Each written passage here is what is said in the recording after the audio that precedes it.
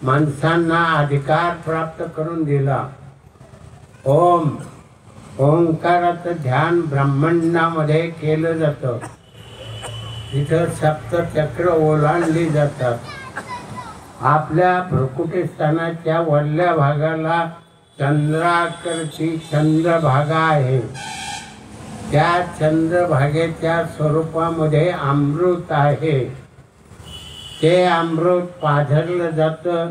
अन्न सेवन करताना आपण चावून खातो, त्यावेळेला ते अमृत पाझरलं जातं लाळेवरती आणि ते जीवात्मा प्राशन करतो आणि नामाचं अमृत अधिक नामाची गोडी जीवाला प्राप्त होते।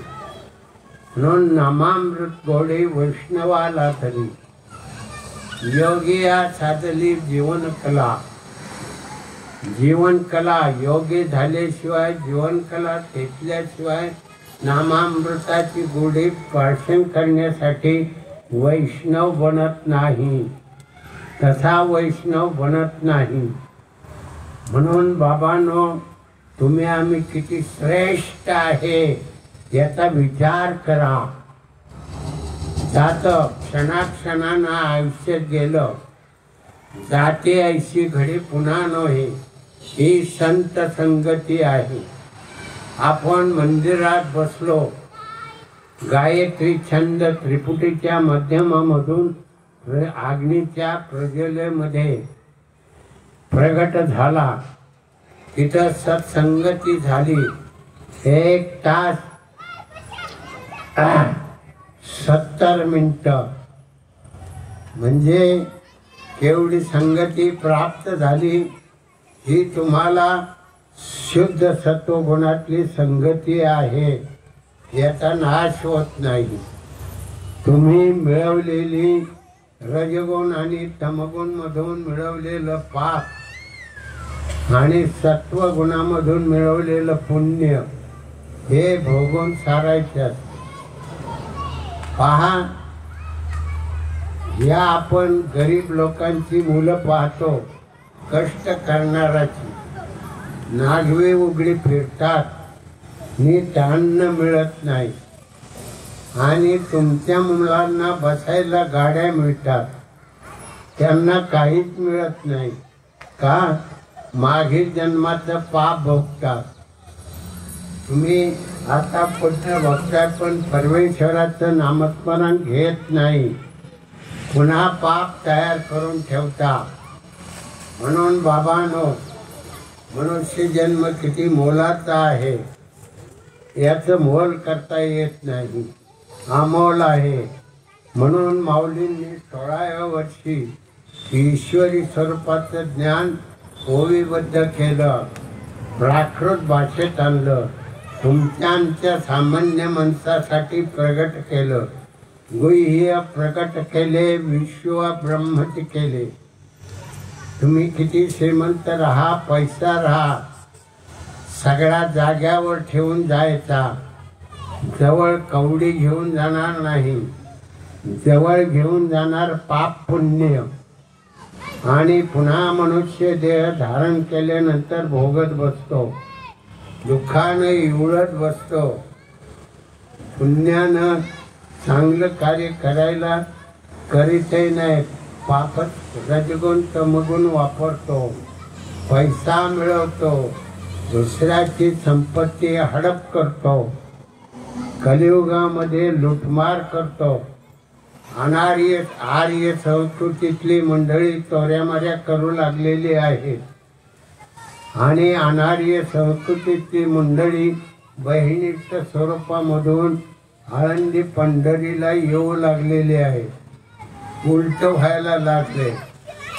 हा पहा, आळंदी पंढरीला किती लोक येतात? महाराष्ट्राची संख्या कोटीवर आहे आणि येतात 10-12 लाख लोक, म्हणजे किती आले? बोटावर मोडण्या इतकीच लोक येतात आणि त्याही पेक्षा भगवंताचं नामस्मरण करणारी मंडळी तर विरळा। म्हणजे फार थोडी लोक भगवंताच्या नामाकडे वळतात, नामस्मरण घेतात आणि विसरून जातात.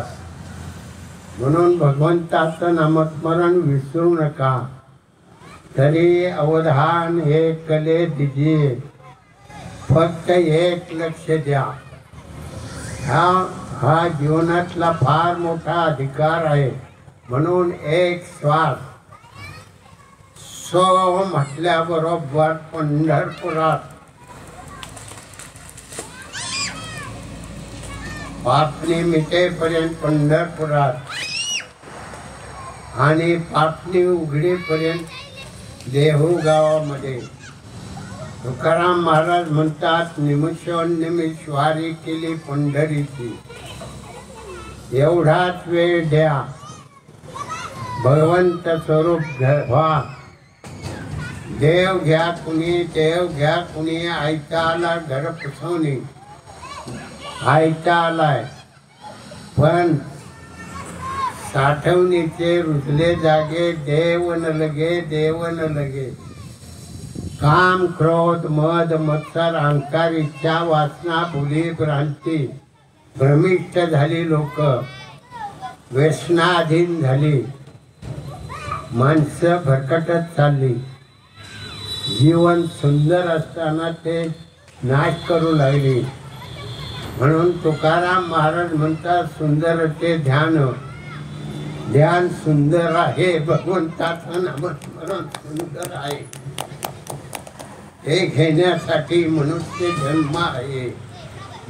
लाख मुलाचा आहे, वाया चाललाय जन्म. क्षणाक्षणानं आयुष्य संपत चाललंय. चांगली कपडे घालता, सगळं साबण सुबण लावून धुवून काढतात, पण हात काय घाण आहे याचा कोणी विचार करत नाही. आतली घाण नामाने जाते, आरोग्य होतं, शरीर नाड्या शुद्ध होतात, रक्त शुद्ध होतं, जीवन चांगलं बनत जातं. म्हणून तुम्हाला उदाहरण सांगतो. शरभंग ऋषी होते, समाधी अवस्थेमध्ये ते राहायचे. पण त्याला कळलं राम आपल्या आश्रमावरून जाणार आहे, जवळून जाणार आहे. त्याला रक्तपती रोग होता. रक्तपितीचं कातड पांघरलं गेलं, रोग हातून नाहीसा केला. वरण फक्त रक्त असं हातातून गळतं, ते गळत नव्हतं, पण रक्तपितीचं कातड होतं. सगळं डोक्यापासून पायाच्या नखापर्यंत रक्तपितीचं कातड होतं. राम जवळ आले, त्यानं आपल्या स्वतःच्या वरलं रक्तपितीचं सामडं काढून ठेवलं आणि एका टोपल्यात टोपली खाली झाकून ठेवलं. ती टोपली अशी टुणटुण टुणटुण उठत होती. राम आले, रामाचं आगत स्वागत केलं. गप्पा गोष्टी परमार्थाच्या झाल्या, भगवंत नामाच्या गोष्टी झाल्या. समाधी अवस्थेमध्ये असणारे ऋषीमुनी सुद्धा त्या ठिकाणी रामाला शरण आले. एवढ्या तो सोहळा तयार झाला आणि त्या सोहळ्यामधून रामाची नजर त्या कोपऱ्यामध्ये गेली. ती टोपली टुणटुण उडत होती. रामाने म्हटले महाराज, ती टोपली टुणटुण का उठते? म्हणले महाराज विचारू नका. रामा हात जोडतो पण विचारू नका, शरण आलेलोच आहे. मग म्हणले नाही, काय आहे ते सांगा. मग नाविलाजानं टोपली उचलली. ते रक्तपितीचे कातड. ज्यांना वरलं रक्तपितीचं कातड बाजूला काढून ठेवता येत होतं आणि आतलं सगळं शुद्ध केलेलं होतं. जसं जन्मताना शरीर शुद्ध होतं प्रत्येकाचं, तसं शरीर पुन्हा नामाच्या पावलनं सिद्ध करून टाकलं, पण भोग भोगावा लागतो म्हणून ते नुसतं नावाला रक्तपितीचं कातड राहिलं, भोग भोगला आणि आतून शुद्ध झाले. म्हणजे भोग भोगायचा असतो, तो भोगून सारायचा असतो, पण त्याचा त्रास होता कामा नये. रोग आहे पण त्याचा त्रास होता कामा नये. म्हणून कलियुगातली मंडळी किती सुंदर आहेत, त्यापेक्षाही भगवंताचं नामस्मरण सुंदर आहे. म्हणून 16व्या वर्षी माऊलींनी म्हटलं, अभंग गाताना सगळ्या भजनामध्ये पहिला अभंग गायला जातो. भजन झालं की पहिला अभंग, रूप पाहता लोचनी सुख झाले व साधन. पहा माऊलींनी काय म्हटलंय, शब्दाकडे लक्ष द्या. रूप पाहता लोचनी, डोळ्याने रूप पाहतो, कोणतं रूप पाहायचं हे नाही. हे रूप आपण आरसा पुढे ठेवला की आपलं मुख पाहायला मिळतं. म्हणजे आकारामध्ये आकारानं रूप पाहायचं आणि निराकारामध्ये निराकारानं रूप पाहायचं. लोचनी म्हणजे अंतर्निष्ठ डोळा, ज्ञानरूपी डोळा प्रगट होतो आणि ज्ञानरूपी डोळ्यामधून आपण आपल्या स्वरूपामध्ये जातो. देव पाहुये अशी गेलो, त्याचे देवती होऊन ठेवलो, एवढा मोठा अधिकार प्राप्त होतो. यात देही यात डोळा, पाहे मुक्तीचा सोहळा. देहाचा उपयोग करून घ्या, संतांच्या संगतीत या. आपण आपले कार्यक्रम करतोय, संत संगतीतले आहेत. अशी संगती कुठेही मिळू शकत नाही. मोजकी लोक आहेत, हजारो लोक बहिणीच्या रमतात, पण भगवंताचं ध्यान, तुकाराम महाराज म्हणतात, सुंदर ते ध्यान शोभा विटेवरी. सवया देहाची करोनिया विट, विटेवरी उभा नीट असे. आपले देह किती आहे, दिसणारा 3.5 हाताचा स्थूल देह स्वप्न अवस्थेमध्ये भोगण्यासाठी जो भोगतो तो अंगुष्ठ मात्र प्रमाण ध्येय. तुम्हा सर्वांना विचारतो, झोप कुठून येते? झोपेच्या सुखाचा आनंद भोगतो, जागा झाला सांगता येत नाही. फार आज फार गाढ झोप लागली, फार गाढ. म्हणजे आपण झोपेमध्ये देवाजवळ जातो आणि देवाजवळ जाऊन आपण झोपतो आणि मग त्याला झोप कुठून येते कळत नाही. आणि झोपेतून कसा जागा होतो ते कळत नाही. चौथा देह आहे अर्ध मसुरीच्या डाळी समान. अर्ध्या मसुरीची डाळ आहे, तिचा अर्धा भाग, आणि झोप डाळी समान आहे, तो महाकारण देह आहे. या 4 देहाची वीट होते. भोयांच्या खाल्ल्या भागामध्ये 6 देह आहे, या देहाला वीट म्हणतात. आणि त्या विटेमध्ये आपल्या भोयांच्या वरला भाग आहे, त्याला ब्रह्मांड म्हणतात, पंढरी म्हणतात. त्या पंढरीमध्ये जा, आल्यानु संसारा. एक वेळा पंढरीला जा. तुम्ही पंढरीला 1,00,000 वेळा गेला असाल, बरेच वेळा गेला असाल, पण तुमचा राग काय गेला नाही, लोभ काय गेला नाही, स्वार्थ काय गेला नाही. अहंकार काय गेला नाही, इच्छा काय संपली नाही, वासना संपली नाही, भ्रांती संपली नाही. म्हणजे याच्यामध्ये तो अडकत चाललाय. पंढरीला जातो, पण पंढरीच्या वारीमध्ये काय करतो? कोण गांजा ओढतो, कोण दारू पितो, कोण काय करतो याचा तपास नाही. चांगलं आहे म्हणून माणसं पैसे देतात, चांगला वरून चांगलं दिसतं, पण आतून पंढरीला जाणारी तरुणांची संख्या कमी आहे. तुकाराम महाराजांनी पंढरीची वारी सुरू केली तर प्रत्येकाजवळ भाला आणि त्या भाल्यामध्ये निशाण, भगव निशाण आणि गुडघ्यापर्यंत टाळ, एवढा मोठा टाळ आणि सुताची दोरी. जवळ आला तर टाळकं फोडायचं, टाळाने टाळकं फोडायचं. लांबून भाले निशाण, भगव निशाण काढलं की भगवे निशाण्यावर लढाई करायची. लढाईचं शिक्षण पंढरीच्या वाटेनं तुकाराम महाराज देत होते. छत्रपती राजांना मदत करीत होते. सगळे तरुण आपल्या देशासाठी, माता भगिनीचं रक्षण करण्यासाठी सगळं शिक्षण तुकाराम महाराज देत होते. पंढरीच्या आषाढीच्या वारीच्या वेळेला आताची वारी काय चालते तपासून घ्या.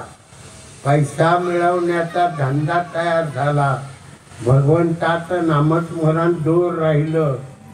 म्हणून बाबांनो, मनुष्य जन्म लाख आहे. म्हणून या ठिकाणी झालेला गायत्री छंद ब्राह्मण मंडळींनी म्हटलेला आहे. तुमची जात पात कोणती असेल त्याचा विचार करायचा नाही. म्हणून आधी कळस मग पाया. गळ्याचा वरला भाग कळस आहे प्रत्येकांचा. त्या कळसामध्ये पांडुरंग राहतो. म्हणून लोक कळसाचं दर्शन घेतात. काय करतात? गर्दी आहे, जायला उशीर लागेल, लांबूनच नमस्कार करतात कळसाला. कारण कळसामध्ये पांडुरंग आहे. हे कोणालाही समजत नाही. तुझ आहे तुझ पाशी, परी तू जागा चुकलाशी. जवळ असून कळत नाही. बाबांनी दिनभर प्रपंच करा, एक क्षण बन भगवंताचं नामस्मरण करा. एक क्षण हीच थोर भक्ती आवडते देवा, संकल्पावी माया संसार. संसार रूपी माया पाळायची, पण तिच्यामध्ये अडकायचं नाही. मग लोक म्हणतात कसं शक्य आहे? आम्ही पीक घेतो, मग आमच्या पिकाचा एवढं पिकलं पाहिजे आम्हाला अधिकार नाही का? पण कष्ट केले तेवढंच पिकतं, जास्त पिकत नाही. जास्त कुणी पिकू शकत नाही आणि आपल्या अपेक्षा जास्त वाढते. म्हणून जेवढं मिळते त्याच्यात समाधान माना आणि भगवंताचं नामस्मरण करा. हीच थोर भक्ती आवडते देवा, संकल्पावी माया संसारा.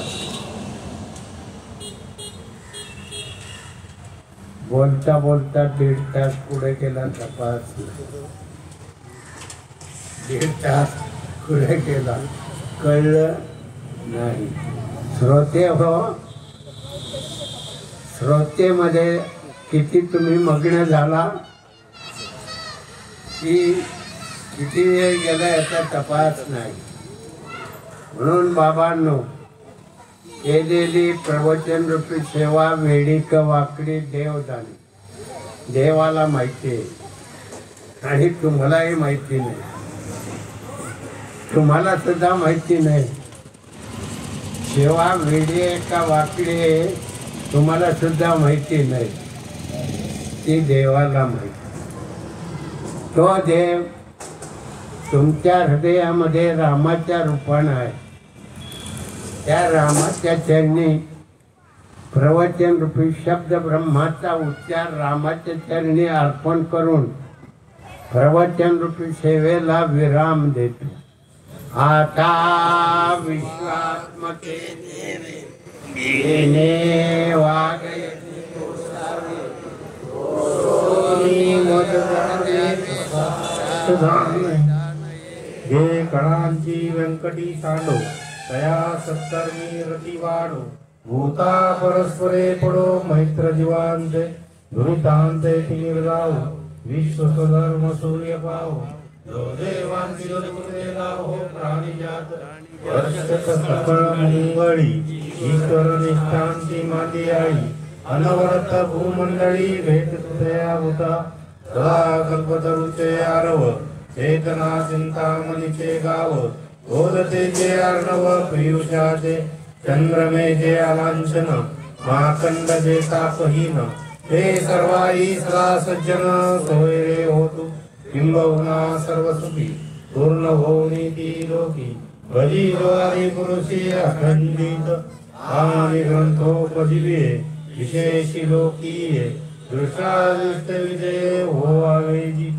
हे तमणे श्री विश्वेश्वराव, हा होईल दान पसावो. येणे वरे ज्ञानदेव, येणे वरे ज्ञानदेव सुखिया झाला. येणे वरे ज्ञानदेव सुखिया झाला. पुंडलिका वरदे विठ्ठल, श्री ज्ञानदेव तुकाराम. माऊली ज्ञानेश्वर महाराज की जय. जगद्गुरु तुकाराम महाराज की जय. सद्गुरु समर्थ अंबीर बाबा महाराज की जय. जनता जनार्दन महाराज की जय.